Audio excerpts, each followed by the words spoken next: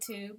It is your girl, Dr. J, and today's video is about the B word, Bohemian. Bohemian is both a noun and an adjective, depending on how you use it. But the definition is basically a nonconformist who lives an unconventional life. So the word was really brought into use in Europe when Roma gypsies were mistakenly identified as people from a country of Bohemia, I think, and basically they started to be referred to as Bohemians because they were nonconformists for this general society. Today's more contemporary use is when it describes, people who are like artists and writers and different things like that, and they tend to live lives that are very much outside the norm, and it's also considered kind of a way of fashion. So a bohemian style may be mixing different fashion styles together or different things like that. But for our purposes, we're going to go kind of with the basic definition of bohemian, which is an individual who has chosen to live an unconventional life. So they're a nonconformist who has chosen to live an unconventional life. And what I want to talk about in this video is the fact that a lot of times people have to come to terms with the fact that your homeschooling pretty much makes you a bohemian.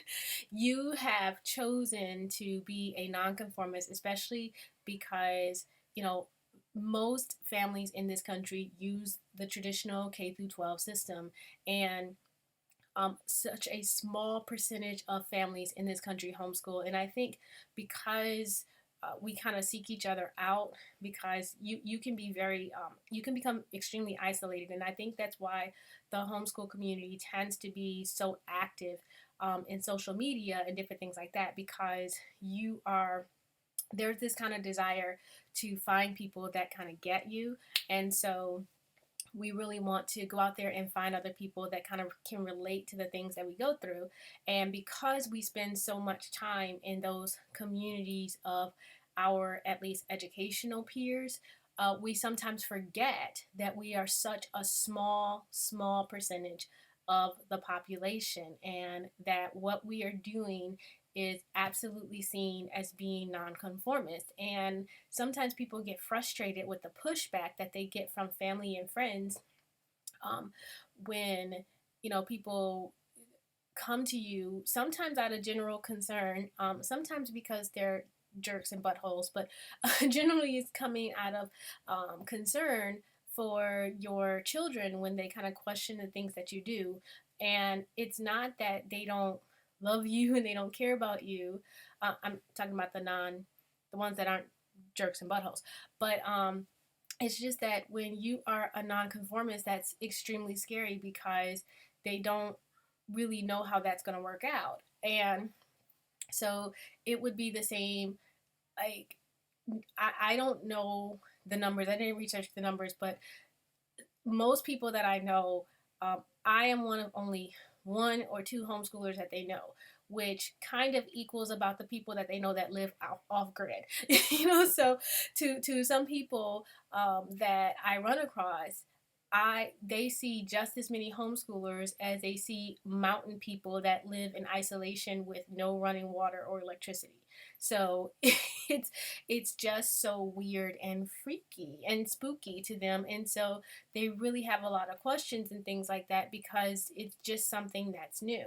And whenever you have children involved, just like, people that are nonconformists because they live off grid, and people are going, but their kids don't have running water, they don't have electricity, what if something happens, are they prepared, they live 3 hours from the nearest Walmart, how can you do that, they live 2 hours from the hospital, what happens if something goes wrong?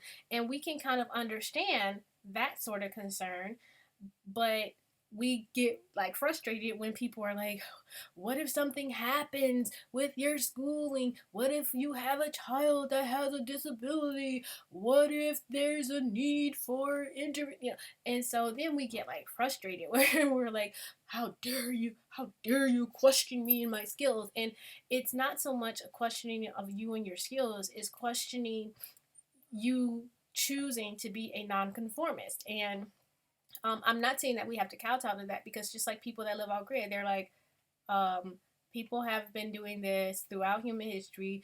There are people in other countries where most people don't have running water and electricity, and they're doing fine. Hello, thank you.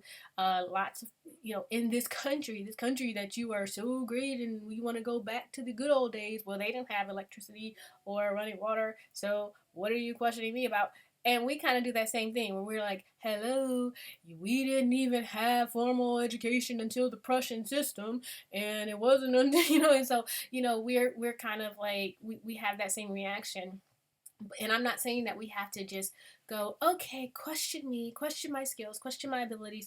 I'm definitely not saying that, because you shouldn't be badgered at the family, dinner for the holiday or anything like that. But what I'm saying is, we have to also understand that, we are agitators and that's something that we don't often think about. A lot of times we're like, well, we're just doing what we feel is best for our families.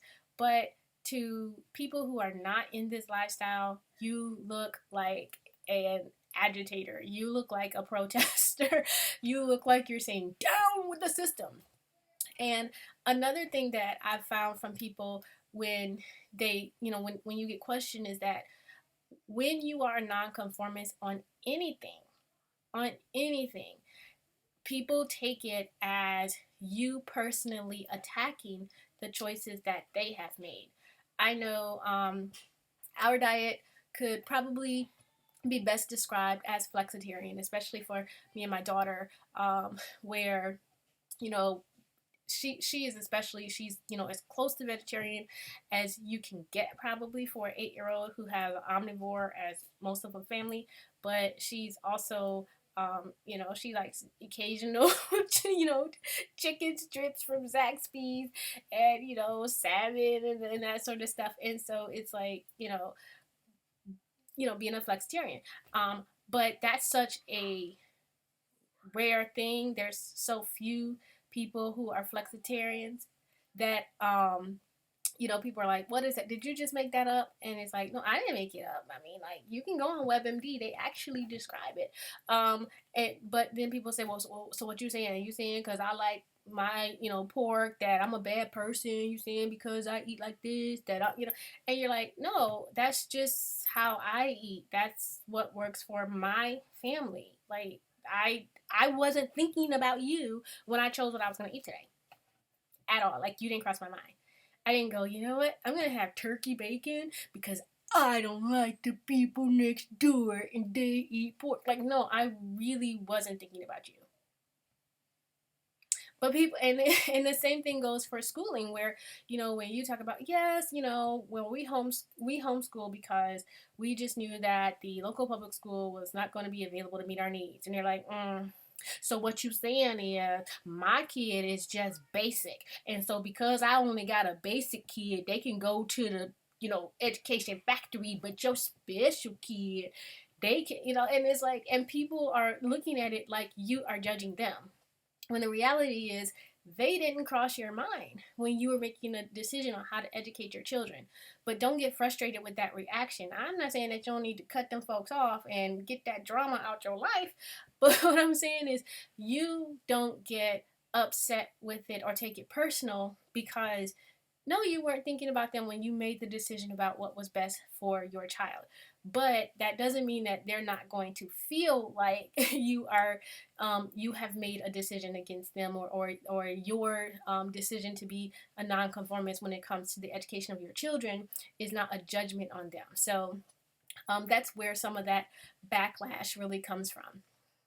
The other thing that I want to warn you about, as a Bohemian, educational Bohemian anyway, as a homeschooler, is that We have there's something that's known, I think, almost every black person that I've ever met knew what it meant to have the term black friend brought up in conversation, and that means that somebody is going who is not black is about to tell you something that they know you are going to disagree with as a black person, and their justification for saying it is that they have a black friend, this mythical black friend that exists, that does everything opposite of you, but their way must be good and you must be bad, so you're doing black wrong.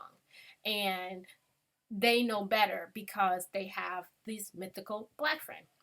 Well, the same thing happens in homeschooling, where usually people who don't agree with your decision, or they're just trying to debate you on something that's, kind of out there, they will have the mythical homeschool friend, or there will be the mythical homeschool people that they know, where they'll say, well, I know you said that your kids are socialized, but I know these homeschool kids, and they had never seen another person. They walked out the house, and these kids literally thought that they were living in the early 1900s. They didn't even know that we were in a new millennium. And like, they're lying, they're lying, but they still put that mythical homeschool person out there. You see it anytime there's a story on homeschooling. You'll see it in the comment sections where somebody's like, well, when I was in college, there was this homeschool kid that came in there, and they were sitting up in there, and they thought that the earth was only 25 minutes old, and they said that, and so, and they're saying all these kind of negative things, and all of that is based off of this mythical one homeschool family that they knew. And the truth of the matter is that there are probably exists extremely socially isolated homeschool families. That's not that doesn't exist. There exists extremely socially awkward homeschoolers, but there are also very extremely socially awkward children that are traditionally schooled, and there are children that have lived an extremely sheltered life, even though they went to the school. And so it's not that what they're saying isn't true, is that it doesn't define you, just like what some random black person does in you know some city on some street in Texas or Utah or Oklahoma or Alaska or Georgia. That tells you nothing about me as an individual, and that tells you nothing about my past, my present, or my future. The same is true with homeschooling, where some homeschool family that you maybe even really know in real life, that doesn't tell you anything about another homeschool family, because there's diversity exists. The same, but we have to remember that for ourselves as well. And just like when you have the experience, like maybe you are someone who you're vegan, and you're in a nutrition class, and then somebody says something about veganism, it's not healthy, you can't be sustained, you can't be healthy with that, and then you raise your hand and you say, well, I'm vegan, and then all of a sudden everybody turns around and looks at you like, let the vegan speak. And then you look up, and all of a sudden you are the spokesperson for veganism. And everybody's ideas of veganism are going to come down to the things that you say. And that can kind of pressure you, and you're like, okay, should I say what I do, or should I, and all of a sudden you're trying to research, and then you're, doing all this kind of stuff. Don't get caught up in that. I mean, I've been in those experiences where, I've been the only black person in class before, and, we're talking about something, everybody's like, and they, bring up something like slavery, and then everybody looks at you like, tell us the black perspective of slavery. And I'm like, I don't know that there was a black perspective. I have my perspective, but there are 13, 14 million, I think we're like 30, 40 million, and then we're about 45 million black people in this country by now. And, like my perspective, that can't be, you cannot base all of blackness on my perspective on being black or being dyslexic. Dyslexics are there's a higher percentage of dyslexics, than there are like homeschoolers. But still, there'll be all these dyslexics that exist, and then you say, I'm dyslexic or my kids are dyslexic, and then all of a sudden they're looking at you to tell them about, somebody's looking at you to tell them about the dyslexic experience, and you're sitting up there like, okay, my experience as a dyslexic is probably completely different than other people's experience as a dyslexic. So I can't be the spokesperson for that. And so, what I'm saying is, don't fall into the trap of feeling like because you are an educational bohemian, you are required to be the spokesperson for all of homeschooling. Don't fall into that pressure.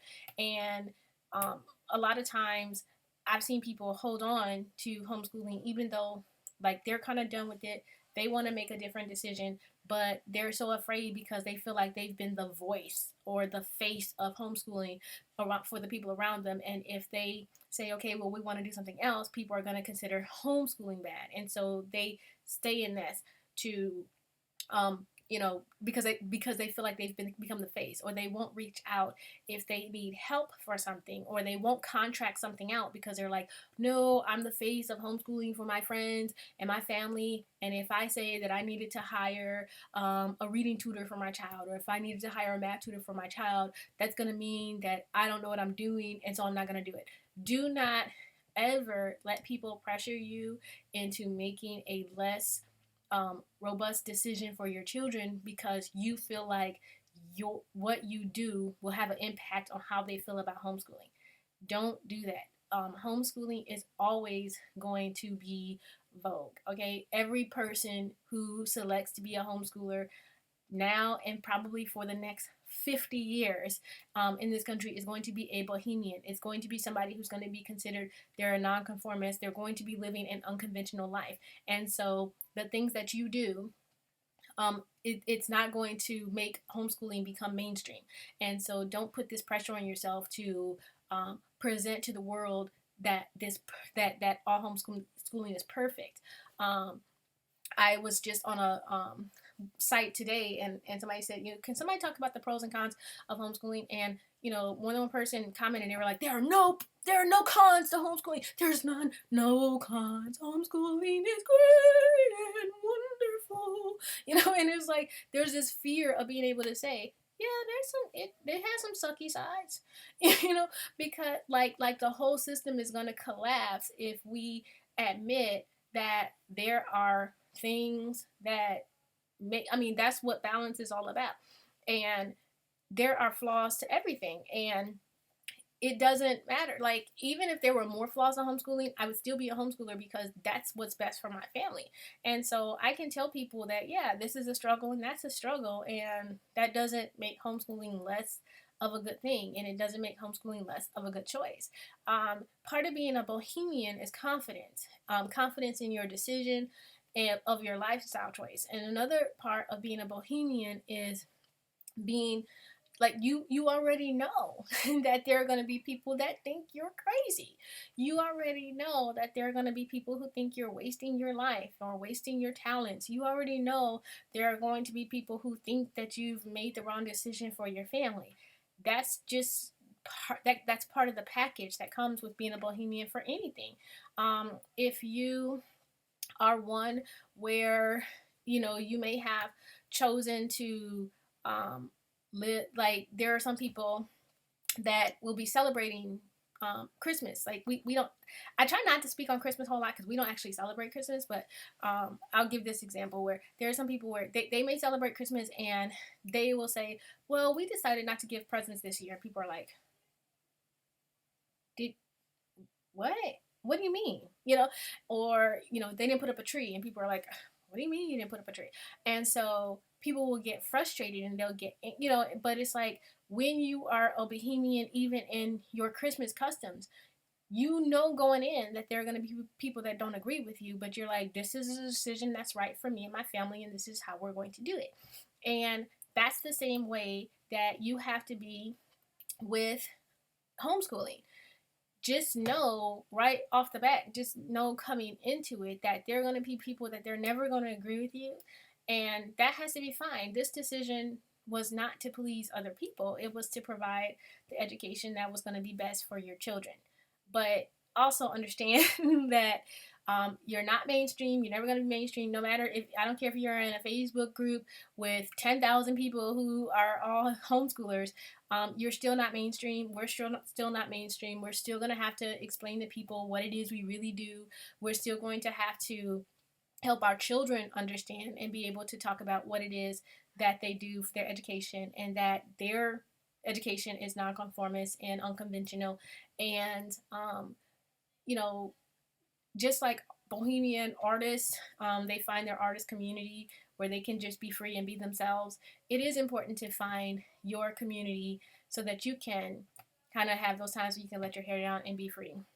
But just like not all artist communities are for everyone, not every homeschooling community is for you, and it may take time to find your group, and that's okay too.